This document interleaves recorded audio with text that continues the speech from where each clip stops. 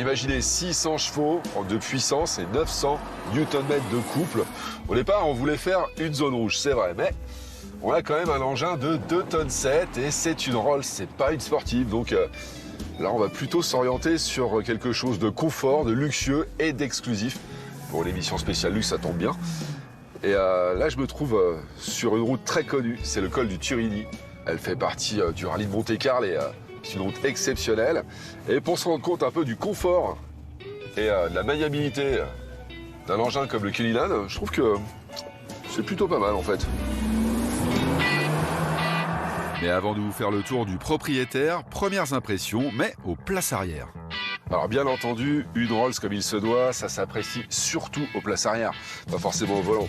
Et là, je dois dire qu'à l'arrière du Cullinan Black Badge, on est extrêmement bien assis, c'est très confortable et je dois dire que on ressent aucune imperfection de revêtement à l'arrière. Si on a envie de travailler côté pratique, des petites tablettes électriques. Elles sont en carbone quand même, c'est très très joli. On a effectivement du chrome un peu partout. Du chrome, on en a d'ailleurs au niveau des portes globelets ici, hein, c'est très chouette. Bon, l'intérieur, ça fait plus BM par contre, mais pour l'extérieur, on est bien chez Rolls. Je veux dire que faire 1000 km comme ça sur les petites routes ou sur les autoroutes, moi ça m'irait très très bien. Hein. Un confort exceptionnel, il faut dire que notre engin est hors norme. Il en devient presque inclassable. Explication sur le port de Saint-Jean-Cap-Ferrat. 1, 2, 3, 4, 5. Alors là, je suis à peu près à 5,05 m de longueur. C'est simple, c'est la longueur du dernier Range Rover de chez Land Rover. Pour vous dire, c'est l'un des SUV les plus gros. Mais là, il reste de la place. Regardez, 5,35 m de longueur pour le Cullinan.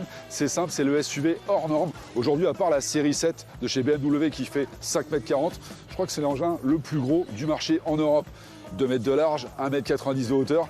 Alors là, on a la version Black Badge. Ce qui la différencie, c'est ces quelques éléments noirs au niveau de la carrosserie. C'est très élégant, notamment la calandre, regardez. Et puis surtout, la touche, hein, c'est le Spirit of Ecstasy noir également.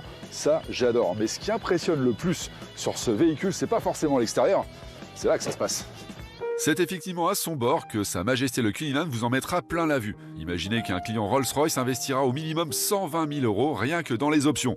Au menu, des cuirs, des matériaux parfois hors de prix, des assemblages qui ont parfois demandé des heures, car oui, toutes ces voitures sont faites à la main. Alors pour commencer, pas besoin de se pencher pour fermer la porte, hein. Il y a un bouton ici qui est fait pour ça. C'est pratique ça. Alors, ce qui est étonnant dans cette voiture, c'est qu'on a, contrairement à BMW qui a tendance à surenchérir sur des éléments en cristal assez clinquants, je dois dire, ici on a quelque chose de très sobre. Évidemment, on joue beaucoup sur du chrome, du cuir, c'est extrêmement raffiné. Imaginez des boutons en chrome, il y en a partout, même on a du chrome à ce niveau-là, au niveau des ouvertures de fenêtres. Du chrome, on en a également pour régler les rétroviseurs, hein, avec un mini joystick, enfin bref, c'est très très beau. Alors sur la version Black Badge, la particularité, c'est qu'on a un intérieur en carbone. On a ici, c'est un carbone qui est spécifique sur le volant, au niveau de la console centrale. Rien que pour obtenir cette texture sur le carbone, unique en son genre, il a fallu créer des machines spécifiques et un process nécessitant 2 à 3 ans de recherche et développement. Pour le reste, la voiture est personnalisable à l'infini. Et d'ailleurs, preuve que chez Rolls, on peut faire tout ce qu'on veut. C'est les commodos ici, franchement, cousu main, c'est assez original. Par contre, la couleur, franchement, j'aurais pas osé. Alors, le dernier détail qui tue, c'est le ciel étoilé. Imaginez qu'il y a des gens qui ont installé 1344 LED à la main pour faire ce ciel étoilé. Alors, il y a même une fonction étoile filante. Alors, depuis tout à l'heure, j'en ai pas vu une seule, hein. D'ailleurs, je suis pas sûr qu'on ait le temps d'attendre. On a d'abord un essai à faire. Mais avant de vous emmener sur la route, que donne notre engin en ville? Pour rappel, le Cullinan a avant tout été conçu pour les marchés américains et chinois. Autant vous dire des continents où les rues sont plus larges que chez nous. Alors avec de telles côtes, il demande un peu d'adaptation. Ce qui est bien, c'est qu'on a le Spirit of Ecstasy qui est juste au bout du capot et ça, alors au-delà d'être très très élégant, ça permet quand même d'avoir un repère et ça c'est bien pratique, hein. Au moins on voit le bout de la voiture. Mais pour le reste, on a quand même un paquebot, hein. On a beau avoir des roues arrière directrices, heureusement qu'on les a. Parce que en ville, il faut s'habituer. C'est surtout la largeur de l'engin qui fait qu'on n'est pas à l'aise partout. Je dois dire que dans certains parkings, bon, la hauteur, ça passe parce qu'on est sur une hauteur relativement standard finalement. On a surtout une suspension à hauteur variable qui permet vraiment de faire baisser le véhicule comme sur un range.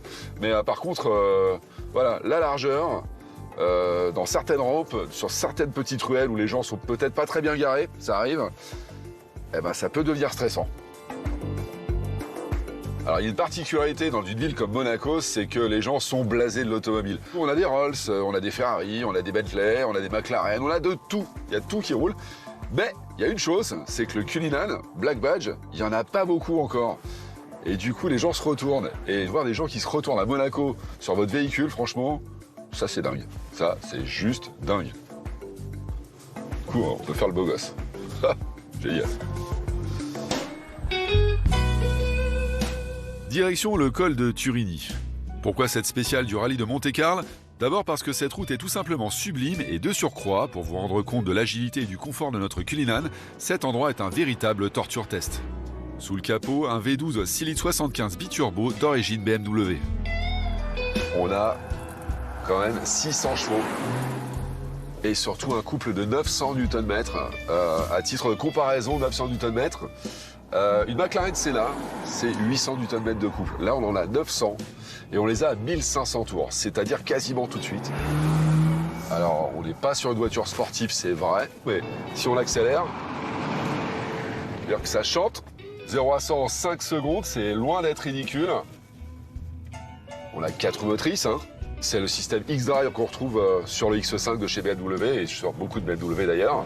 C'est un système qui répartit la puissance et le couple entre les roues arrière et les roues avant, sachant que par défaut, on est sur une propulsion. Et ça varie en fait de 0 à 100%. Et je peux vous dire que c'est un des systèmes les plus efficaces qui existent aujourd'hui. Mais ce qui caractérise notre prince des SUV, c'est sa douceur d'utilisation.